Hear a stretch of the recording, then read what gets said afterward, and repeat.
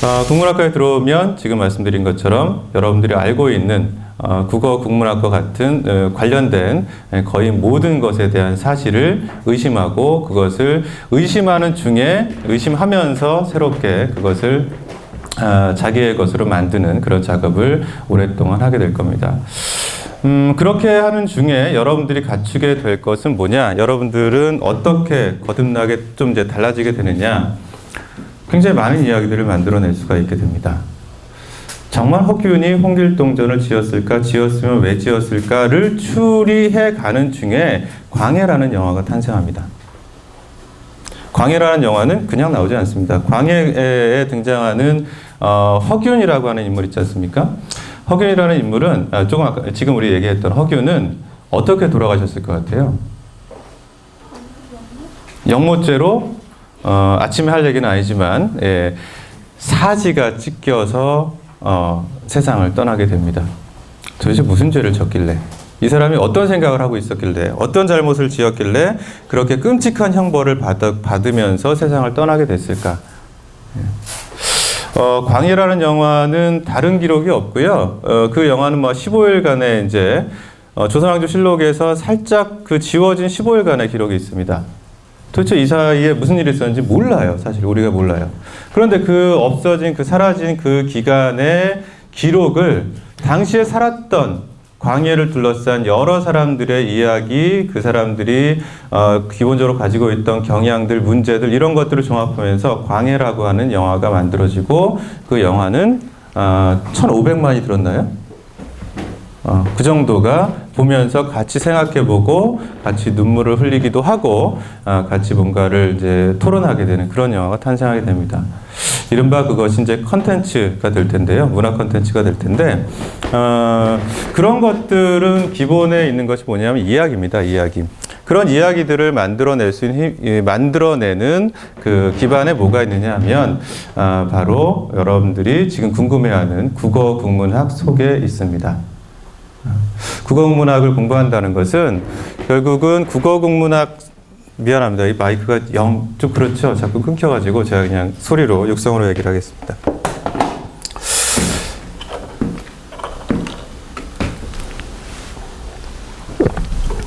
국어국문학을 공부한다는 것은 그러니까 우리말과 또 우리말로 이루어진 문학 속에 담긴 우리들의 이야기를 이제 내 눈으로, 내 마음으로 직접 확인하고 그 속에서 탄생할 수 있는 무수히 많은 이야기들을 만들어내는 일이다. 이렇게 생각을 하시면 어떨까 합니다.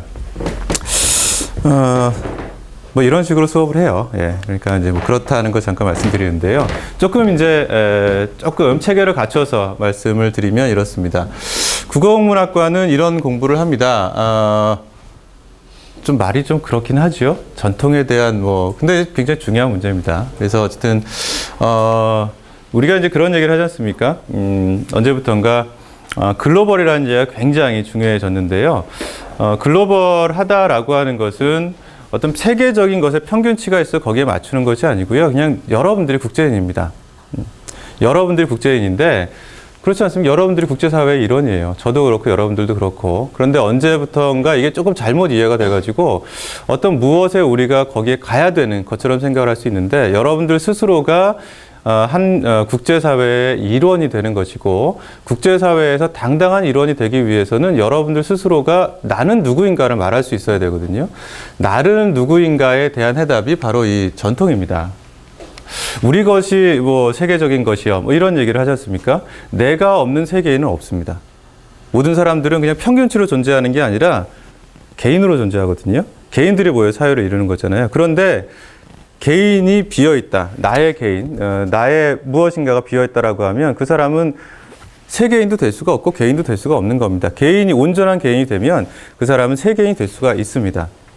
그 온전한 개인, 나에 대한 이해, 나를 설명하는 것이 가능한, 나와 우리를 설명하는 것이 가능한, 그럼으로써 우리가 이제 갖출 수 있는 국제적 안목, 이것이 우리 국어국문학과에서 추구하는 그 인간형입니다.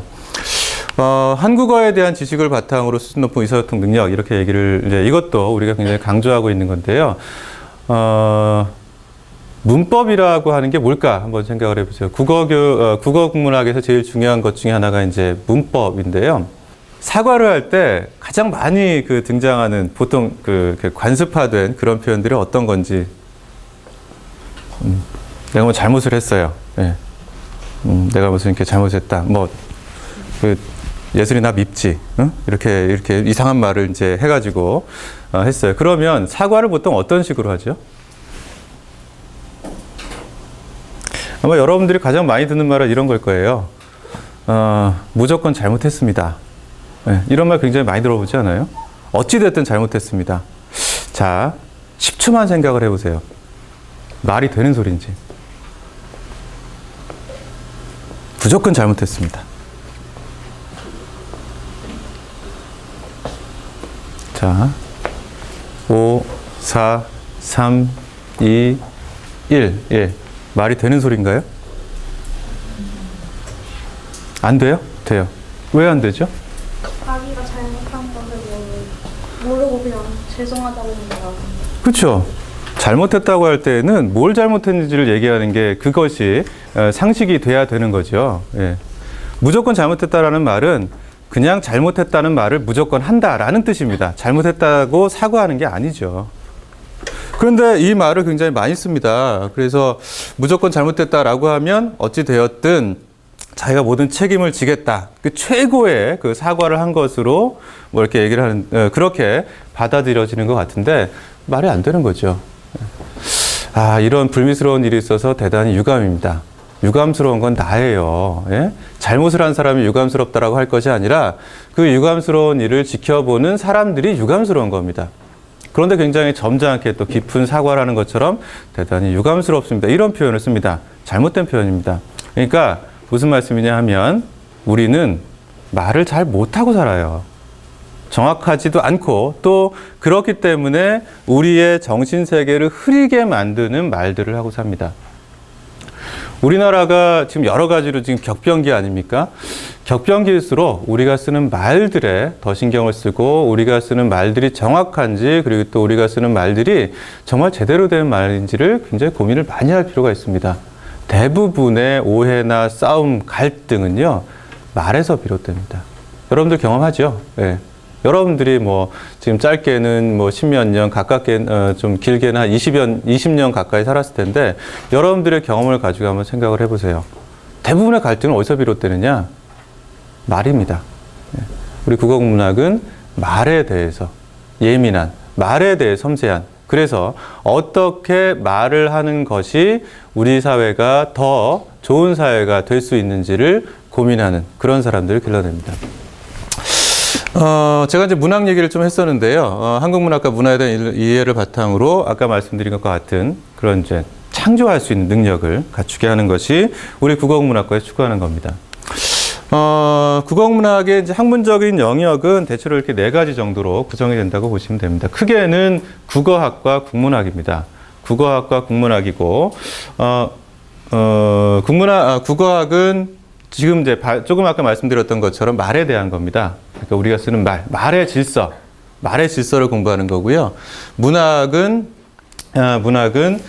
삶의 문의에 대해서 공부한다 이렇게 생각하시면 될 것 같습니다. 문학의 큰 주제는 여러분들이 작품을 많이 읽어봤을 텐데요. 문학 작품의 대체로 주제가 모아집니다. 사랑 얘기 빠지는 작품 별로 없고요. 그 다음에 문학 작품의 주인공들은 대체로 이렇게 죽는 경우가 있습니다.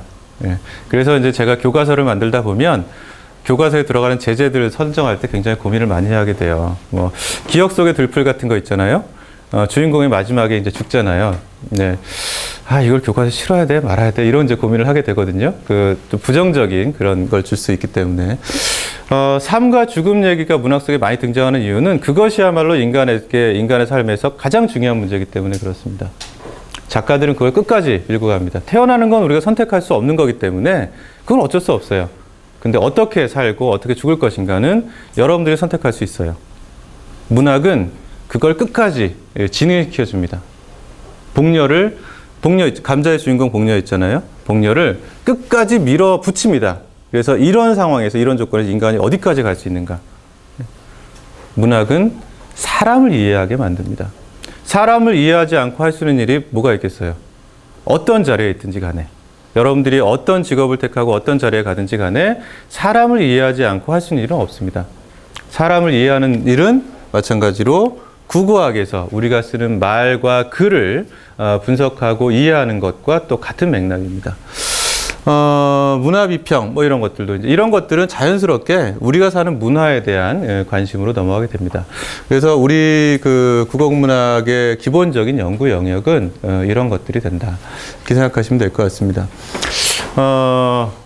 그러면 국어국문학 뭐 이렇게 굉장히 거창한 것 같은데 그러면 하면 뭐가 좋아요? 뭐 하게 돼요? 뭐 저 같은 사람이 될 수도 있고요. 또 중고등학교에서 여러분들을 가르치시는 국어 선생님들 사실 이렇게 보면은요 학교를 졸업하고 나서 가장 오래 기억되는 가장 이제 오래 기억나는 선생님이 뭘 가르친 분이냐 이렇게 물어보면 대체로 이제 국어 선생님들을 얘기를 많이 하거든요. 그거는 그만큼 국어 선생님이 내 삶과 가장 가까운 얘기를 많이 해주셨기 때문에 그럴 겁니다. 이런 일을 이제 할 수도 있고요. 또 뭐 당연히 이렇겠죠. 당연히 언론이나 출판, 뭐 광고 이런 쪽으로 진출을 많이 하기도 합니다. 또 앞으로 이게 이제 굉장히 중요한 텐데요. 우리가 살아가면서 우리가 이제 없으면 죽는 게 여러 가지가 있습니다. 공기 없으면 죽고 물 없으면 죽는데요. 뭐 지금 길게 얘기를 하기는 어렵습니다만 여기 통찰력이 있는 친구들은 바로 알아들을 수 있을 것 같긴 합니다. 우리는 얘기 없으면 죽습니다. 이야기 안 하면 죽습니다. 이야기가 없으면 죽습니다. 나에 대한 이야기가 없다?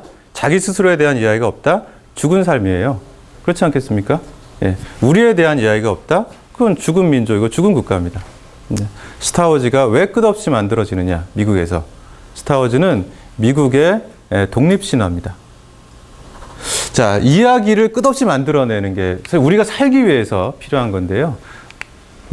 그런 것이 앞으로 더 많이 필요해지겠죠. 시대가 혼란하면 혼란할수록 그런 영역이 훨씬 더 강화됩니다. 어떤 거 배우는지는 세세하게 말씀을 안 드려야 국어국문학과의 인기가 높아질 것 같고요. 네. 우리 학교, 우리 과로 좀 말씀을 좀 좁혀서 말씀을 드리자면요. 그래서 이런 것들을 전제로 해서 우리 학과, 가주대학교 국문과는 바로 이제 사람의 삶에 대한 통찰이 가능한 그런 인문학적 사고가 가능한 그리고 그러면서도 좀 더 구체적으로 자기의 진로를 모색할 수 있는 그런 다양한 그 경로를 좀 만들려고 노력을 하고 있습니다. 그래서 아까 말씀드린 그런 거에 따라서 학번 후속 세대라고 말을 하는데요. 뭐 국어국문학의 연구를 계속할 사람들, 또 중등 교사, 또 이제 이런 경우도 많이 있죠. 이제 뭐 국가고시나 이런 것들을 생각하는 사람이 많이 있는데 거기에도 보면 국어 시험 안 보면 안 되잖아요. 예. 국가고시 또 뭐 언론방송 출판 또 문화 전문가 이런 사람들을 위해서 조금 아까 이제 보여드린 이런 것들을 그냥 다 이렇게 듣는 것이 아니고요. 이런 것들을 자기가 생각하는 경로에 맞춰 들을 수 있도록 준비를 지금 하고 있습니다. 그러는 중에 이제 우리 학과가 작년에요. 교육부 대학 특성화 사업에 이제 이런 걸 했습니다. 잘 안 보이는데 디지털 휴머니티 트랙이라고 해가지고요. 디지털 기술과 인문학적 컨텐츠를 결합한 그런 전문 인력을 양성하기 위해서 위한 이제 그런 트랙을 만들어서 뭐 이런 정도로 지금 이제 진행을 하고 있습니다. 연간 3억 정도로 진행을 봐서 그게 다 뭐 어디로 가겠습니까? 뭐 저는 뭐 구경도 못했고요. 전부 다 이제 학생들한테 가는 돈입니다. 예, 그런 걸 지금 하고 있고요. 뭐 이런 분들이 계십니다. 뭐 이거는 뭐 시간이 많지 않으니까. 뭐니 해도 이제 대학생활 굉장히 궁금할 텐데요. 그 여러 가지 활동들을 하죠. 저기 뒤에 이제 국문과 선배들이 앉아 있기도 한데요. 뭐 학생들 스스로 하는 것, 자치 활동과 연구 활동, 또 전공 연계 활동들은 이제 다양하게 하고 있는데, 기본적으로 이제 학생회가 여러분들 이제 학생들의 생활을 스스로 결정을 하고 여러 가지 행사를 주관하고 있고요. 또 뭐 이제 요새는 이제 대학원에 진학해서만 연구가 아니라 학부생 수준에서도 여러 가지 연구를 좀 강조를 하고 있습니다. 그래서 학부생 연구 사업도 지속적으로 진행을 하고 있고, 그다음에 여러 소학회들 지금 4개 학회가 소학회가 있는데요. 여기에 이제 지난주에 학회가 또 하나 만들어져 가지고 5개 학회가 지난주에 만들어진 거는 이제 스피치, 말하기, 말하기를 주제로 하는 그런 학교가 만들어져 있고요. 전국의 모든 국문학과는 답사를 갑니다. 예. 답사 안 가는 학과들이 많이 이제 다른 학과는 많이 있는데 모든 국문학과는 답사를 기본적으로 갑니다. 그러니까 요게 아까 말씀드린 그 허균의 생가라고 하는 헌안설원과 허균이 있었던 거기를 지금 갔던 강릉에 갔던 그 사진이고요. 그다음에 이거는 몇 날 며칠을 얘기를 해도 끝이 나지 않겠습니다만 우리가 한글 덕에 우리가 이렇게 살고 있다고 생각을 하는데 한글날을 기념하는 그런 행사 이런 것들이 또 있습니다. 그래서 말씀을 드리면 그러니까 요약해서 이제 정리를 해서 말씀을 드리면 국어국문학과는 우리가 쓰는 말 그리고 또 우리가 말로 만들어낸 모든 것을 가지고 우리가 살아가는 데 필요한 문화적인 컨텐츠를 연구하고 창조하는 그런 학과다 이렇게 생각을 하시면 될 것 같습니다. 제가 아까 드린 말씀 중에 이야기가 없는 삶은 살아도 죽은 삶일 수 있다 이렇게 말씀을 드렸는데요. 그게 다른 말로 하면 꿈이 될 수도 있고 희망이 될 수도 있고 정체성이 될 수도 있고 그렇습니다. 생각을 해보시면 지금 시대처럼 정체성이 흐려진 그래서 꿈과 희망을 가지기 어려운 시대가 또 그 전에 또 있었나 이런 생각을 좀 하게 됩니다. 그러니까 이게 앞으로 살아가자면 우리 사회 전체 또 세계로 범위를 넓혀도 가장 많은 수요가 있을 수밖에 없는 것이 바로 이야기를 창조하는 거짓된 이야기가 아니고요. 진실되고 의미 있는 이야기를 창조할 수 있는 그래서 살아갈 수 있는 꿈과 희망을 줄 수 있는 그런 능력을 갖춘 인재를 요구하는 사회가 된다는 점 여러분들이 아십시오. 지금 있는 직업들 30년 뒤에는 70% 이상이 없어질 겁니다. 없어지거나 달라지거나 위상이 달라질 겁니다. 여러분들이 앞으로 최소한 80년 더 살아야 됩니다. 그렇죠? 최소한 80년, 90년을 더 살아야 됩니다. 어떤 삶을 살지, 그 삶을 살기 위해서 무엇을 내가 준비할지 고민을 많이 해보시면서 앞으로 전공도 고민을 하시면 좋겠습니다. 예. 질문 혹시 있을까요? 궁금한 거? 질문. 네. 제가 여기 조금 남아서 서 있을 테니까요. 질문하고 싶은 거 있으면 지금 일정이 있으니까 옮기셔야 될 텐데 질문이 있으시면 제가 남아 있을 테니까 개인적으로 물어보셔도 좋습니다. 수고했습니다.